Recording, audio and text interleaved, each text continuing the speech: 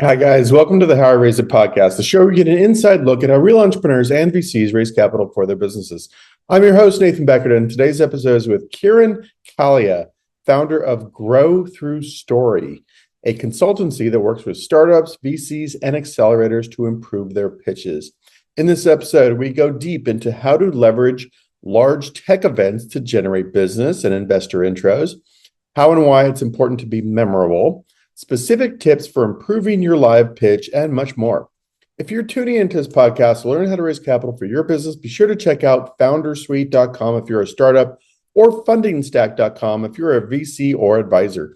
Both platforms will give you access to an awesome collection of tools for raising capital, including a massive investor database, a CRM to manage your raise, a virtual data room to run due diligence, plus pitch deck hosting, investor updates, email tools, and much more. Last but not least, if you enjoy this conversation and think someone else would too, please share it with them and hit that subscribe button to get all our latest episodes. Thank you. Now sit back and enjoy this chat with Kirin. Welcome to How I Raised It, the podcast that goes behind the scenes with entrepreneurs who've raised capital. We uncover the tips, tricks, and techniques they use to get investors to write a check. Strap in and turn it up. Hi, welcome to another episode of How I Raised It, produced by Foundersuite.com and Fundingstack.com. Today I have Kirin Kalia of Grow Through Story coming to us from Southern California. How's your day going? Excellent. Thanks so much, Nathan. I'm glad to be here.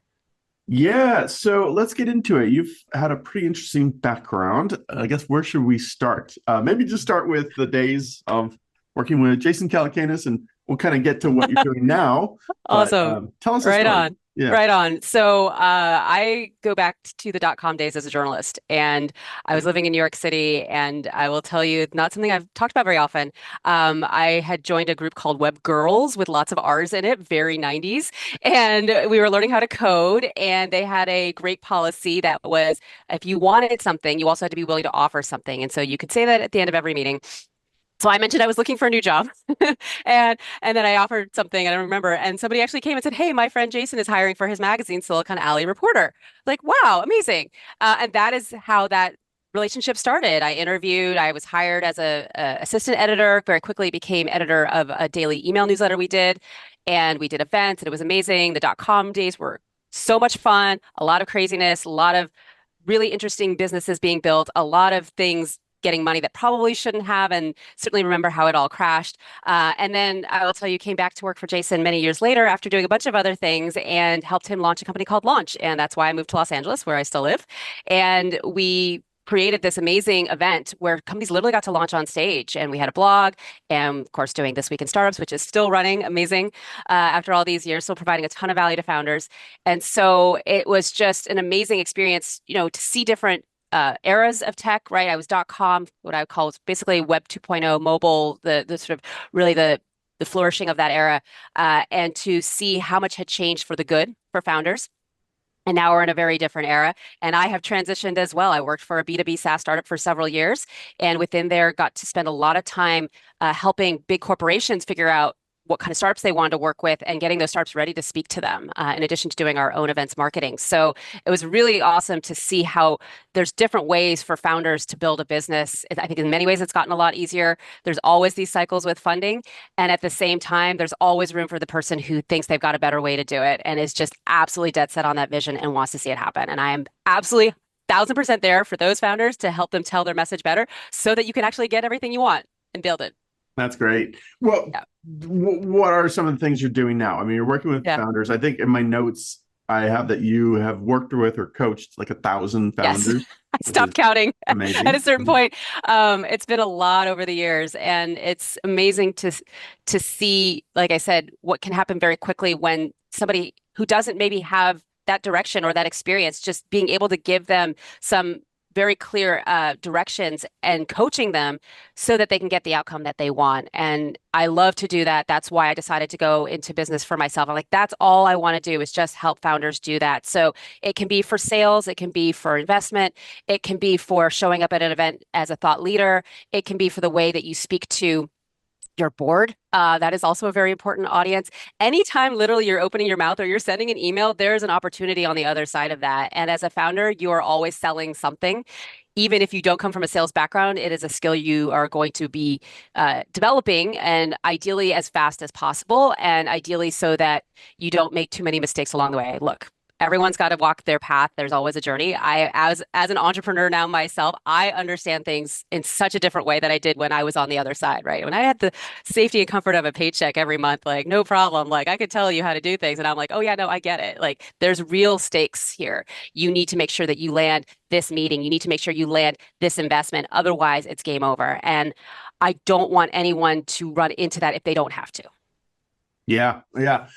Okay, I want to dig into this a bit. Where do we start? I guess maybe, share a little bit of your process working with, let's take a sample example. Okay. Maybe it's a startup that's doing something really cool in, something a little more esoteric, deep tech, or, and you've got to get these folks polished up and ready to present. So how do you kind of guide them through that process? Right. So first, we know, what are we preparing for, right? There's always there's something that you have a goal and you want to start there. And if you know, for instance, that there are certain people who are going to be in the room, make sure you understand who those people are and what they care about, right?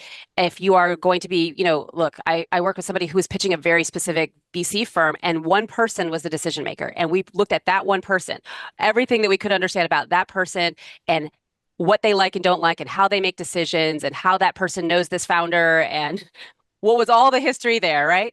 And I come from that background as a journalist of being, do your homework. Like, you don't want to show up to any interview unprepared. You don't want to show up to any meeting unprepared, right? You want to know what you're going to ask. You know what you want to come out of it. Like, what are your outcomes from that meeting? So that's the first place.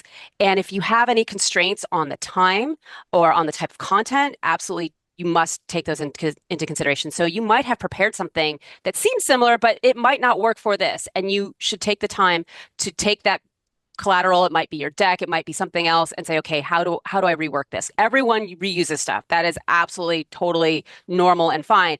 But putting a square peg in a round hole doesn't make sense, and it doesn't make you look good. So how can we leverage your existing assets, and then just start running through it, right? And kind of see where you're at. Okay, what is flowing? What is making sense? How can we make this all come together really well? And something I really care about is answering two questions, which is so what and who cares? And if you haven't done that with the materials, we have a problem. If it's not flowing well, like there's no story here, there's nothing that holds it together, that keeps it something that will make it memorable, like that's a problem. Like, how do we go back to that? And I will tell you, that is something I absolutely learned from Jason, is we drilled that into those founders in the launch festival days.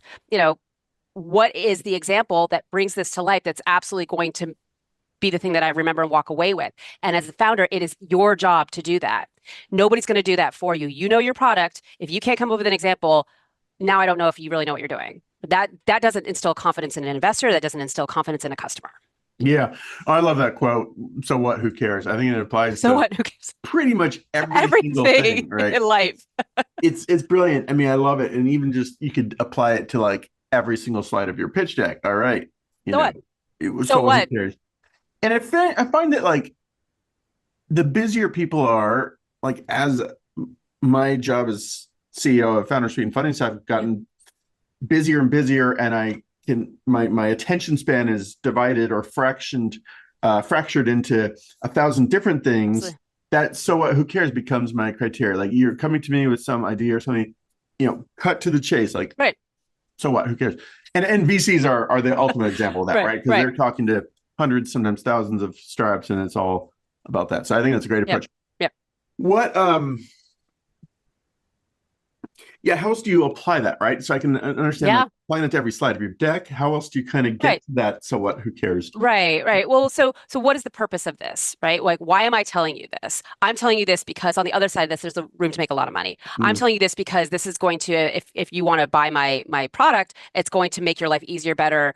You're going to save money, whatever. Like, what are those values that you're providing me, right? And if you haven't told me that, like, so what that you built this little widget? Like, why does that matter for my life? Like, but as soon as I start using this, I'm going to cut my time spent on this horrible task in half, or I might not even have to do it anymore. Now I'm interested, right? Or the reason we're going after this market is because nobody saw this part of it. They're all playing over here, but we see this here, and it's going to be huge.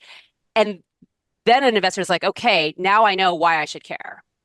because nobody has seen this, and you see it, and you have the background, you have the team to go after it. Now I'm interested. Yeah. That's how it works. And those processes are happening in people's minds, whether you realize it or not. They might not be consciously asking themselves those questions, but they are. And the other one, which I didn't say, and it's absolutely true, is what's in it for me? Everyone wants to know what's in it for me. And I had this moment very early on when I was working with corporate innovation executives. And she was VP of innovation at a large beauty company. And she said, you know what? I meet startups all the time. They're always telling me about their features. She says, I don't give a you know what about your features. What's in it for me? Yeah. Which is another way of saying, like, so what? Right? But what's in it for me? What are you going to do for my business? Well, I think this is great. It applies to not only pitching investors, but it's like, it gets down to micro stuff. As one simple example, one of my customer support people, Ali, shout out. You're probably not listening, but if you are, shout out to Ali. Came up with a little onboarding email for new people who get on the platform and subscribe, right? And he sent it to me, and it's like talking about what the person can do on Foundersuite. But I'm like, I took that exact approach. Like, you're saying what we do, but let's go at it from why they should care, right? What does it mean to be able to search the investor database? The action is to be able to search, but the why, or what's in it for you, is you can identify your dream investor on there. Find the investor who's going to make your dreams reality, right? That's what I want. Yes. Yeah. So I love that. I love it. Yeah. What frameworks do you use for that? I think you sort of alluded to like a case study or using, customer examples. How else do you sort of demonstrate the so what, who cares, and what's in it for me? What's in it for me, right? Well, and it's a story process, right? And stories have beginnings, middle, and end. And the funniest thing is when I see a pitch and we never finish the story. It's like, wait, whatever happened to that person who needed your product? Like, what happened to them, right? So please finish the story, and being able to tie it into your larger vision of what you're building towards. So that's really powerful when you can say that it's like there's this, there's the example of one, but that behind that one person, there's millions more people like that. Right. And now I can get excited, and now I see where this is going, because I can see that too. And really what you're doing is creating a view of the world, and you want someone to buy into it. And if you haven't done the full sort of, like I said, the full story, it's a lot harder. Again, you start to ask somebody to fill in the pieces, and it's not their job. That's your job. And if you haven't done the job, it's going to be much easier for them to say no, because guess what? Why should I do the work? Like there might be something here, but they couldn't really articulate it. Forget about it. Right. And I think that the easier you make their job, the more good questions you're going to get, the more of a really dynamic conversation you're going to have. And that, again, gives you more opportunities to showcase the way you think and the way you see this market unfolding. And those questions are a good indication if you're on the right track also, by the way. You're not getting a lot of questions, or the questions are trying to clarify, like they're trying to understand. That's what I very often, when I coach people, I talk about the clarifying versus the dig deeper questions. And you absolutely want to get to the dig deeper questions, right? If you're especially on a one-on-one meeting, you've been able to maybe do a little bit of your, dog and pony show and showed some things. Great. Now they have some questions. Oh, so I see how you do that. And does that mean that this happens next? Yes. And are you planning to do that? Yes, exactly. So here's how we, envision the product roadmap for the next, 6 months. Like, then we're going to build this. And we've gotten already this great feedback, and people can't wait to get their hands on it. And we already have a list of X number of people who want that feature, whatever. We've all heard those versions of those conversations, and that becomes really interesting. And when there's that one example that they can't forget, that's what they're going to go back to, their next, sort of water cooler conversation with. There might be a conversation at dinner with their family that night or the next morning, and like, I talked to this founder, and I really thought it was interesting that they're doing X. And so let's say you're this kind of a person, you have this kind of a problem, and here's how you would solve it with their thing. And that's really smart. Like, just even thinking about the conversation that somebody would have about you will help you figure out how to talk about it, right? There's so much that we can do to make people's lives easier with those recalls, right? I talk about being memorable, and memorable for the right reason. The song that they can't get out of their head. And Nathan, I previewed this for you already, but I always give Bohemian Rhapsody as my example, which is the song that if it's in your head, believe me, you're going to be like humming it the rest of the day. And I apologize to everybody who now is that song in their head. But it's not a bad one. It's a good song. For me, it's Me Espresso by Sabrina Carpenter. I can't get that out of my head. It's like on permanent addictive repeat this summer. Yeah.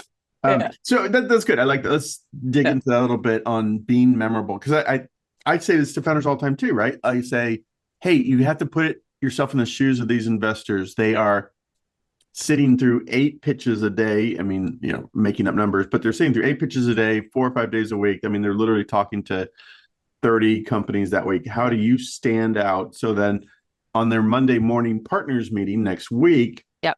you're stuck in their head as Bohemian Rhapsody or Me Espresso. So how do you do that though? Because that's great outcome, but how do you get there? Yeah. How do you get there is you have to spend that time beforehand doing the work, right? And Mm-hmm. simple is hard. This is something I've said to multiple people, Mm-hmm. and most founders probably are looking at this from either an iPhone or from a MacBook, and we love our Apple products because they are simple and beautiful and they just work. Mm-hmm. There's a lot of stuff that happens before you get that device in your hand for it to be that way. And Steve Jobs famously was fanatic about this stuff and always pushing the engineers to make it that much better so it wouldn't be a clunky experience on the user end, right? I grew up in an era where there were VCR machines and there was the loyal order of the flashing 12. Nobody knew how to actually set the Yeah. clock on their silly VCR. And so it just flashed 12 forever, right? Because some engineer created what he thought, probably he, was a great way to Yeah. set the timer or the clock, and nobody could figure it out, right? That's a lousy experience. We all know that that wouldn't work today. So you're doing that hard work. That includes coming up with the story, the example, making sure that you have filled in those gaps, like you anticipate the questions. I call them nagging questions. If you're talking and somebody's like still got this question in the back of their head, well, I still don't understand how they're going to solve this or how they're going to handle that. But what about this big competitor over here? Like Yeah. I was talking to a founder who, look, she's in a space that I find extremely difficult. And the, 100,000-pound gorilla in the room is Airbnb. And I said, you're going to have to address this. You cannot go into any investor conversation. And I advise her to lead with it. Like here's exactly what Airbnb Mm. has not figured out and where we see the opportunity in the market, kind of even what I was saying earlier. Now it's out in the open. We don't have to beat around the bush. And now I can see that you have something different to offer, right? I'm not going to be sitting here thinking like, how is she going to do this when Airbnb is in the market? Like that makes no sense. Like I don't see this, right? Mm. I'm going to tell you, I'm Yeah. going to go straight for it. So you do all that work ahead of time, anticipating those questions. How am I going to answer them? Can I answer them up front? Do I want to take them as a question instead, right? Again, depending on your situation, how much time you have and so forth, right? So there are going to be those moments when you are absolutely going to leave with something, or other times where maybe it isn't your strength, but you know how you're going to answer it if it comes up. Yeah, that's good. Good. All right. Anything we haven't covered in terms of being memorable? Do you recommend any gimmicks or, Honestly, yeah. Mhm. no, so here's the thing, being authentically yourself, especially if you're at a live event. I've done so many events in my career, ones where I've been organizing, I've attended, and the thing that you can do is being authentically yourself. And if you are not a naturally extroverted, big, flashy person, that is okay. So I'll give you an example. It was a founder who was in Techstars Healthcare last year, and she pitched at Hearst Lab. Hearst, big company, famous for magazines, TV, also has a lot of other businesses, has a separate division called Hearst Lab, and they are actively funding female founders in a bunch of areas. And they do these events. And they did one in Los Angeles. Hey, my backyard, I went.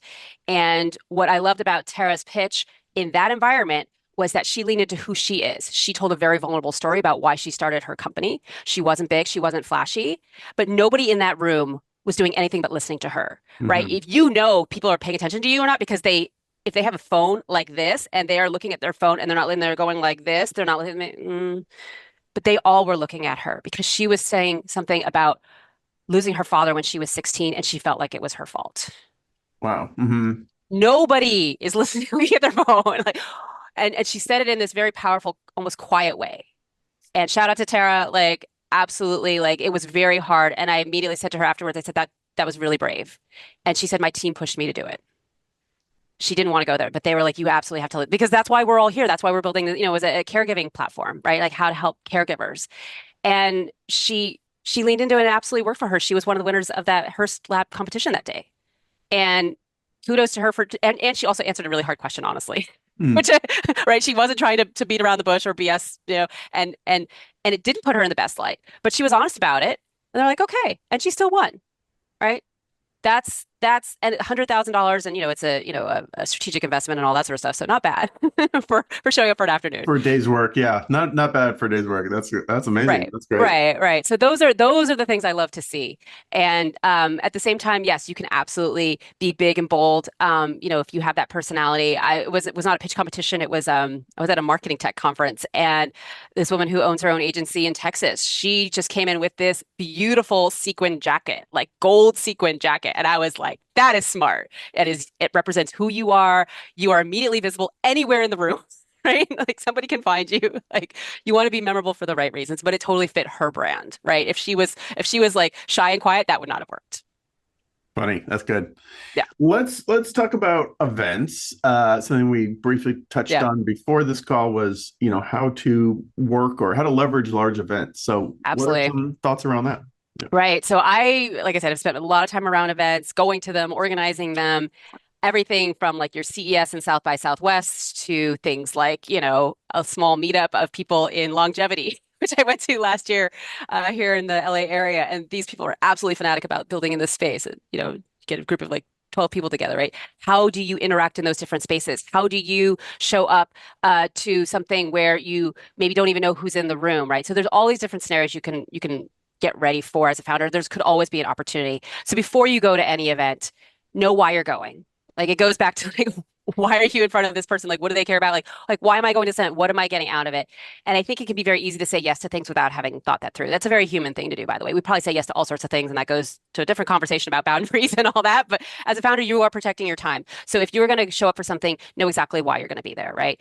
And when you go, what do I want to walk away with?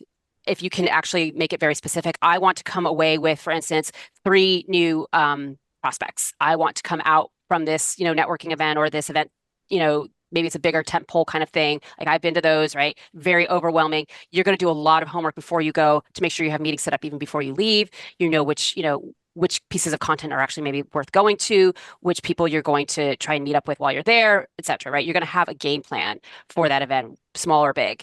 What are your outcomes? What am I going to get?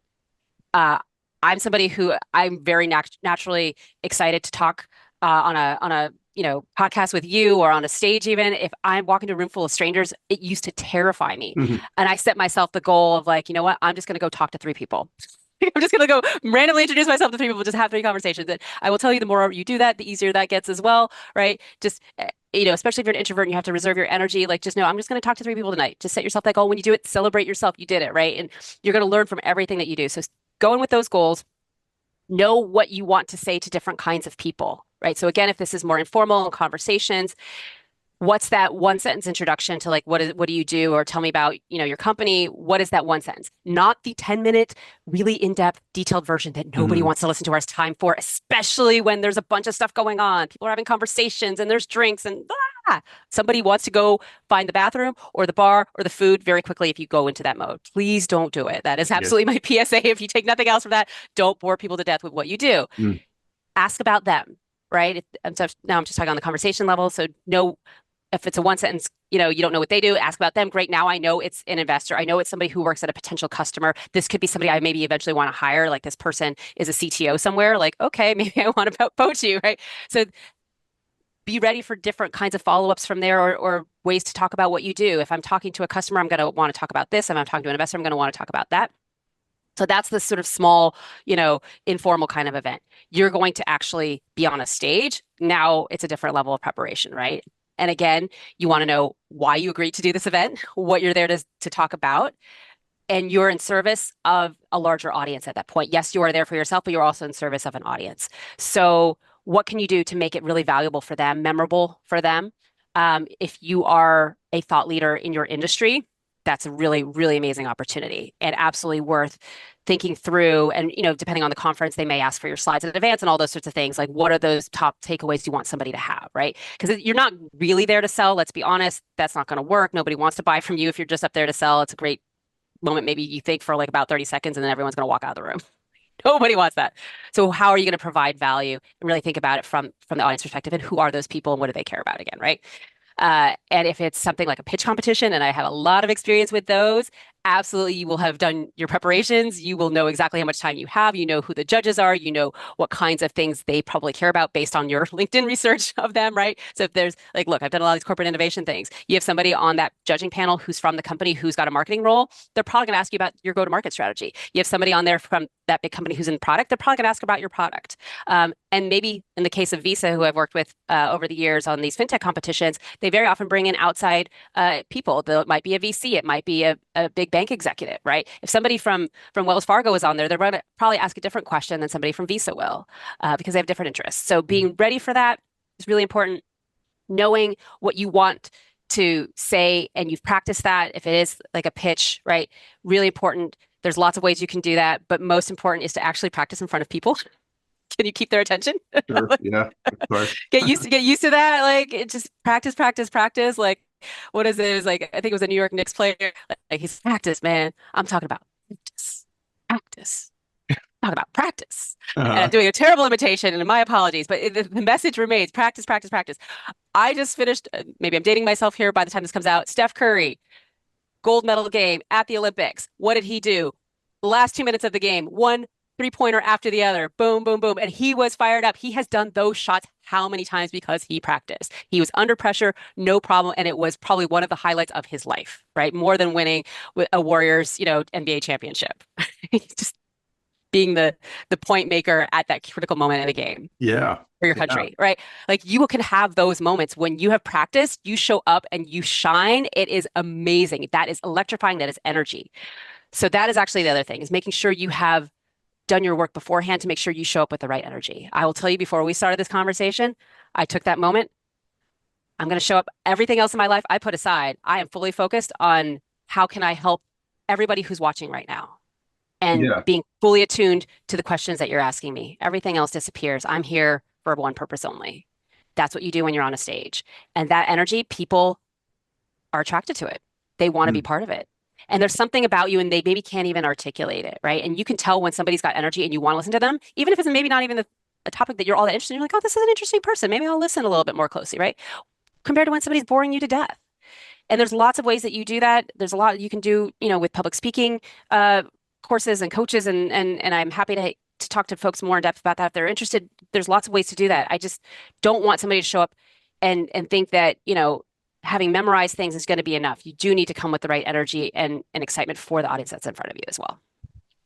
Yeah, there's a lot. Wow, there's a lot there. You just a lot to unpack. No, it's all good. I mean, I used to be afraid of public speaking, as most people are, right? But then it's totally normal. With the practice, it's sort of, I guess this sounds a little braggy. It's not meant to, but no. Now it's flipped around where, like, the bigger the audience, the more I feed off that energy. Absolutely. And bring the energy, right? So absolutely. Instead of becoming like, oh, this is a big couple hundred people, I'm more petrified. I'm now more energized about that. You know what I mean? I think, absolutely. And look, like I've mentored for various accelerators, and I met a founder in one of these accelerators who told me she almost didn't do the accelerator because she was so scared of public speaking. She actually, this was the example she gave, memorable, which is that she would rather skydive into a pool full of sharks than stand in front of a group of investors on a demo day and pitch. And that is absolutely irrational, right? Like at some level, you're like that's crazy. Like, you're talking about a situation where there's imminent death versus getting in front of a group of people. It isn't rational. Humans aren't rational. So there is work maybe that you feel you need to do there. There are absolutely ways to overcome that. One way is practice. Starting smaller, working your way up is one way to do it. One of the things I also like to remind people is, when else have you showed courage, right? And I did this as a favor to a friend founder who she had angel invested in. She said, look, like she's got these things coming up. Can you just talk to her? I said, sure. And we talked about a time she had been a college athlete, had played in these high stakes games, and she was softball. She was a pitcher. It's like, you ever pitch when the game was on the line? Yeah. How did that feel? You were nervous, but you knew what you were doing, right? You were standing there. You were in control of the game. Go back to that moment. That person is you, and you are that person when you get up in front of a group of people. Yeah, right? I like that. Find right? a moment in your past where you just had that confidence. And this is absolutely the most powerful thing. And it can be for so many other things in your life, not just public speaking. When else did you have that kind of courage? And you write that down, because our minds will find evidence for the opposite very easily.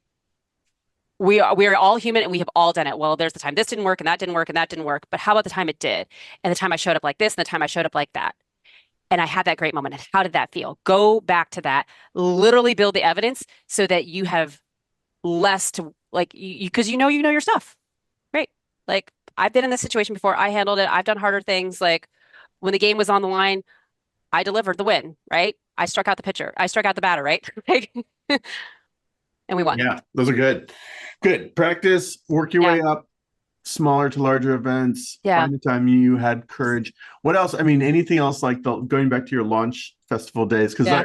we went to those, they were great. Yeah. Yeah. The startups were always very polished and Yeah. poised. Any other like Yeah. coaching that happened behind the scenes there or that Oof. you Oof. It was very much about getting in front of your peers and doing it. It is very scary to look like, but there's incredible value that comes from being in a group of people who are all going through the same thing, right? It's like anybody who's been through an accelerator will tell you that. Anybody who went through a boot camp in the military will tell you that there's something that bonds people together when they've gone through something. So if Mhm. you are going through a process with people and you're getting in front of your peers doing it and you're helping each other, like maybe it's a situation where you are somewhat competitors, right? There is a competition going on and you're all part of that, but there's something that brings you together. And there are ways to, and I've seen this happen over the years when Visa was running these fintech competitions to watch these founders come together and the way they would start helping each other, or there was a way for them to work together because their businesses were complementary. It was amazing to watch. So if you are with a group of people, and this is absolutely something that's just in general good, is like you should not go on a journey alone. You should find a group of entrepreneurs who are doing the same kind of journey so that you can get that support. Because look, you're not the first person to be scared of pitching. You're not the first person who is frustrated that the VC ghosted you. You're not the first person Yeah. who wasn't sure if you could ever like figure out this conundrum of like building the marketplace or whatever it is, right? Like the chicken and the egg. Like you're not the first person to do that.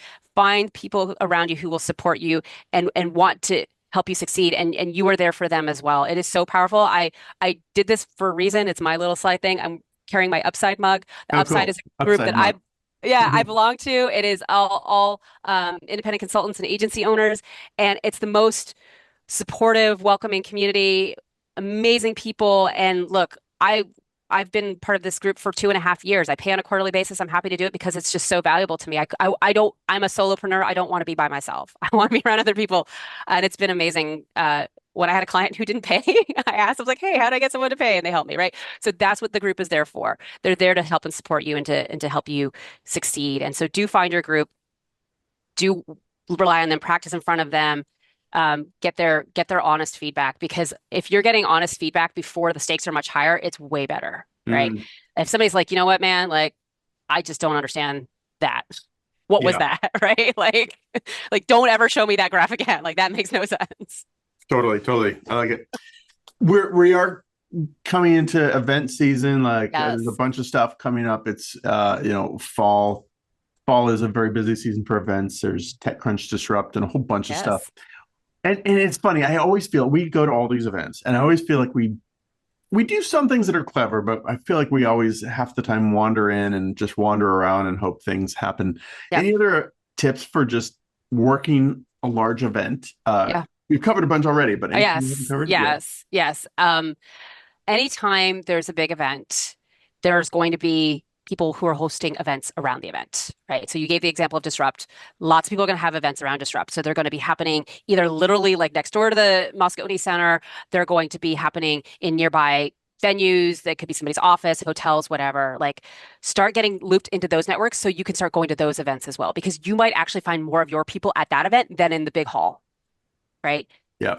And you can do that at a CES, at a South by Southwest. There's always the sort of things that are around the perimeter, and they might at some level want to control that, but it's going to happen organically or whatever. And this is absolutely the bootstrap founder thing to do. If you don't have a ticket to the event, but you could be in the area, just go hang out at some of those places. Like go hang out at the lobby of that hotel. In Austin, it's the JW Marriott. At least it was a few years ago. Like just go hang out there and you will run into people, right? Bring your laptop so you're doing some work in the meantime, but like absolutely be open to the serendipity and the conversations that can happen if you're just literally in the right place. Yeah, those are That's a good. huge one. That's a huge one. And look, like you can see who the speakers are for things. If you know that that person's there, you can imagine if they're a big enough deal, they're going to be very hard to get to, but their team might be there, right? So who else can you start getting? Like you can, like go to that person's team and be like, hey, I see so-and-so is speaking,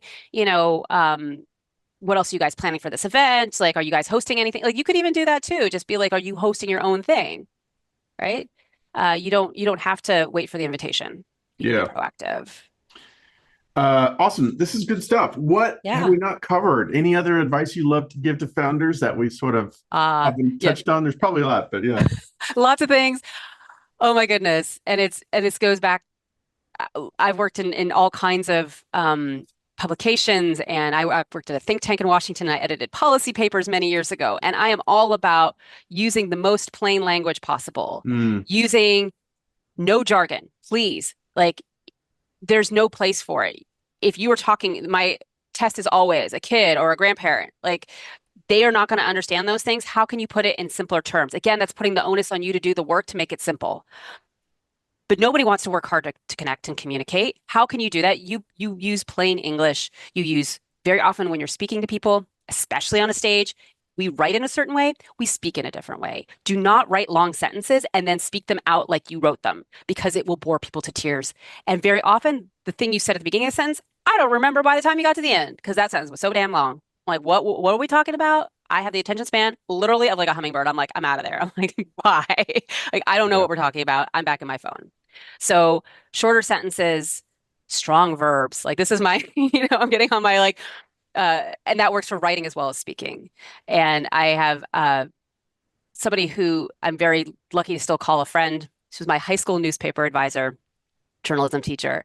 And she made it a point to tell us not to use passive voice, always active voice. And sometimes there's deliberate passive voice. We've all heard this phrase, mistakes were made. We're not going to say who made the mistakes, but mistakes were made, right? Or somebody was fired or whatever, or like, those are things that we do very consciously. But if you have the opportunity to put something in active voice, absolutely do it. You are the agent. You are in charge. We do this for clients, not this is something that happens to the client. Like, this is, or the customer, like, these are the things that we do. And what kind of verb that you can use that activates people, that has a visual component, a sound component to it. Because, and then you're getting into another level, people are interested, or there's certain types of learners. Like, you have the people who are auditory and who are visual. And so the best words are the ones that, or the copy or the words that you speak are going to mix all of those up. I'm going to use words that resonate with somebody who's auditory, with somebody who's visual, right? Like, that's why we have words like boom and crack and bang. We hear them, literally the onomatopoeia of them. And then it's a bright new day, right? We can just imagine the sun, the city on a shining hill, right? Like, you've got all these like certain things, like let freedom ring. Like, those are really powerful things. And if you can pull those into your messaging and the kinds of things that you're saying over and over again, and being very consistent about it, wow, right? Oh, and my last thing, because I'm a journalist, don't pay for PR people too early. Please don't. Like, there are some who are really valuable, and I consider a couple of them worth paying for. Not very many. Early on as a founder, you are doing your own PR, please. Yeah. Journalists want to hear from you. You build those relationships. You want that story. Don't wait to the last minute. Build that relationship in advance. Like, that there's this reporter at TechCrunch or at The Verge or whatever, right? You want them to write about you. So you start following them. You start commenting on their articles. All journalists have egos. They like to be celebrated too. And then when the time comes and you have that thing that they're going to care about, remember, so what and who cares? Be ready to answer those questions for the journalist ahead of time. They're way more likely to cover you. Yeah, I like that. We hired a PR firm like really early, like in our first year of launch, and it was the worst money I've ever spent. It was throwing money down the drain. And I think we picked a bad one. I'm not even going to name it, but I think it was also just too early. Like, they kept coming back to me like, well, we need a bunch of customer case studies and references, and like, well, we don't have this. We just launched. Like, so I kept going back, like, pitch the vision of what we're doing here, and they're like, well, we need all this other stuff. And we didn't have that. So it was just too early. So yeah, I second that motion. I spent way too much money on PR early on and have nothing to show for it. No. And again, why do you want the coverage? So if you want, look, it may be more valuable for you to be in your industry, like you're in healthcare, you want to be in fierce healthcare, right? You don't necessarily need the TechCrunch article because your customers are reading fierce healthcare. Yeah. Then absolutely go for that. Not for the vanity. Very good. We've covered a lot. Anything else? Anything else? Connect as a human. Yeah. goes a long way to genuinely care about other people, to take the time to listen to them. That could be your team, it can be your customers. You want investors who listen to you also, right? And when you come into the world with that energy, you're more likely to attract it. And I'm getting a little woo here, and I don't care because it's true. Yeah, I like that. Connect as a human, be a good human. You might be in situations that are uncomfortable. That's okay. How would you want to be treated? It is, don't put your head in the sand. As a founder, you're always going to have to do hard things, and sometimes it's people related and have hard conversations. Don't wait to do them. Don't avoid them. If you need help to have those conversations, bring in somebody to help you. Like it's something that you should and that's part of connecting as a human too. And you want to be someone that people want to work with and for. I like it. I like it. Be a good human. If people want to learn more about you and your services, where should we point them? Right. Well, I'm always available on LinkedIn. So linkedin.com/in/Kirin Kalia. I regularly post there lots of tips and tricks. You can also sign up for one of my office hours. This may be premature, but I'm going to have one in September. And you can find all that and then register for that. It's a safe space to pitch. I looked at sort of what I've experienced over the years, and especially for folks who don't come from a sales marketing background. So if you are an engineer, you're a developer, you're a scientist, somebody who might just not have a lot of experience and is kind of scared of the stuff, this is the safe space. So I'm going to start doing that in September, and I'll do one again in October. So look for that on my stuff. And then my website is growthroughstory.com. Look for a new site coming soon. So that give you a little bit more background. But I'm always up for a conversation. I want to help founders win. That's what it's all about. So if I can help you, I'm here to help. That's awesome. Well, very good. Office hours sound like a nice opportunity to get to know you if you're a founder looking for some help. Thank you very much. Maybe I'll see you at one of these conferences and you can point out. Absolutely. Absolutely. We can talk about your game plan for your next big event.